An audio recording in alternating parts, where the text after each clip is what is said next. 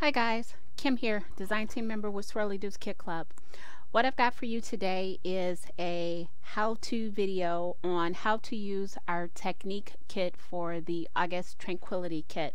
What we got in our kit was the 10-second studio Verde patina kit, and I'm going to show you how to use the kit. What you get in the kit is 4 paints in the patina solution, and it comes in this nice little bag for you. So what I'm going to do is show you how to use the kit, and we're going to use it on a couple of different surfaces as well. So what you get first of all is a bronze paint. That's the BZ, that's your bronze. Next you get a brass paint, that's your B. You also get a copper paint, it's your C. And that's what they look like. And you also get an iron paint, an iron I, and you get the patina spray. You get 4 ounces of the spray and 2 ounces of the paint. You also get the sprayer in here too, and it gives you directions on here on how to use it, but it's easier just to watch somebody do it.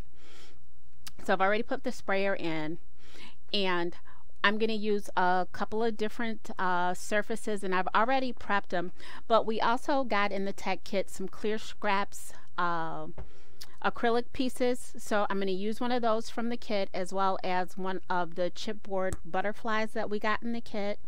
And I also grabbed some metals from my stash. This piece of metal we got in a previous kit. I still had some left and it looked really cool, so I decided to try and use that as well.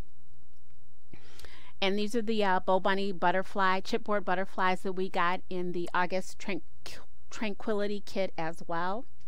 So we got some stuff, like I said, from the main kit, and some stuff from my stash. So I did a little bit of prep work because these are the metals also that I got. I did a little prep work because this has to be done in a couple of steps. So what I did was I went on ahead and did the first coat of paint and let this dry overnight, because you've got to do 2 coats of the paint, and make sure you shake your paint really well. And I used all 4 different paints. Like the directions say here, they say put down 1 base coat, and they said let it dry for at least an hour. I let it dry for 24 hours. And so my first coat of paint was done on the metals and on the chipboard and on the acrylic pieces, as you can see here. Covered it as well as I could. Some of it's a little spotty, but we're going to do a second coat, so don't worry about it if it doesn't cover completely well. On this piece, the copper covered really well. So what I'm going to do now is I'm going to go ahead and put the second coat on, and while the second coat is still wet is when you're going to start to spray. So we're going to start with the acrylic pieces, and I used the brass with that. So we're going to run through that real quick. I'm going to speed through.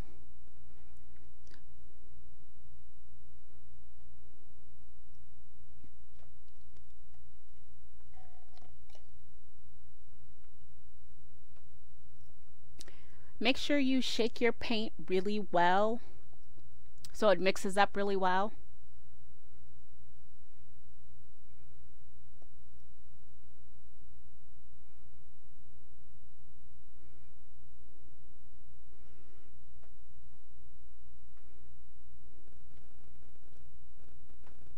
Alright, I've got a really good second coat on now, and while that second coat is wet is where you want to use your patina spray. And you want to give a light coat of your patina spray. So you just go ahead and spray your pieces. As you can see, it's already starting to react a little bit with the paints on the acrylic and the chipboard. So I'm going to spray that, and I'll set it aside to go ahead and dry as we work on the rest of the pieces. Next up, we're going to go and we're going to work with our brass. And again, going to do the same thing, same steps again. And make sure, again, you shake your paint really well. You want to make sure that you get a good mixture on that. And again here, I'm going to go ahead and spray it. I gave it a nice little spray. Because my pieces weren't even, it pooled a little. Next we're going to go with the iron for the leaves here. That one doesn't get as patina as the other ones, as you'll see in the end.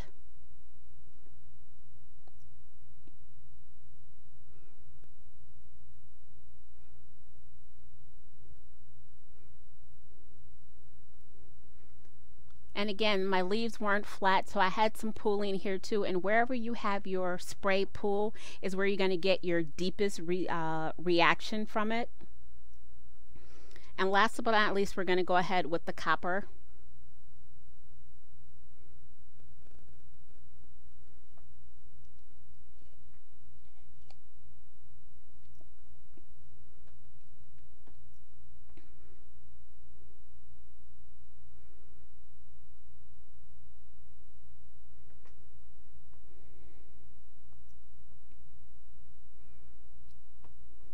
I was really excited how the border metal piece turned out with all the intricacies of the design on this. So I can't wait for you to see how it all turned out. And the butterfly, this metal butterfly, had some nice detail in it too.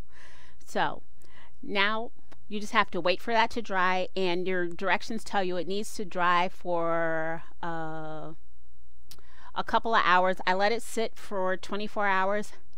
And now, well, actually this is before. You can see it's starting to react a little bit with the acrylic, but I'm going to let it sit for 24 hours and we're going to come back the next day and see what it looks like. But as you can see with the acrylic, I guess because of the acrylic surface, it's already starting to react some. But with the other metal pieces, I'm not getting as much of a reaction as I am with that acrylic and with that thin piece of chipboard. So again, we're going to come back a little bit later. So if you're going to use this, make sure that you do your prep work, or you start this in advance, or you don't need your project right away, because it does take a little bit of time for the stuff, for the reaction to occur. But once you see it, it is amazing. All right, here we are 24 hours later, and look at the difference. It's just amazing. It's got this really nice rich rust color to it.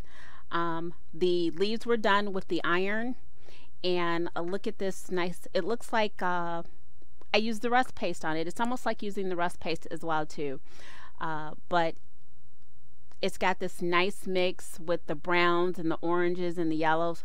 Love it. Next up was the bronze, and that's what we used on the acrylic piece and the thin chipboard, and this gave us that really nice teal greeny patina color, and it's still got a little bit of the brass left color in it too. Same with the butterfly. You can see some of the brass, but you can see that greenish teal patina in it. Turned out really nice. Next up was the copper pieces. I love the way this turned out. Love, love, love it to death. It looks like it's been aged forever, like I just dug this up somewhere. My butterfly got a lot of the patina, more so where the spray pooled on the butterfly. And I had another thicker chipboard piece, and again, wherever the spray kind of pooled is where I got that heavier patina, but I do like that some of the copper is still showing. And this was the bronze on these other pieces, and again, it's heavier where I had the pooling, but again, I've got that nice bronze edge and then that brownish, tealish, greenish patina on the leaves and on the other metal piece as well. So I love this kit, and I love the way it came out. Now, the other thing that you can do is, if you want to add a deeper patina to your elements, you can go ahead and spray it a second time and let it dry again. But again, this is the 10-second Studio Verde paint kit that is the technique kit for swirly doos.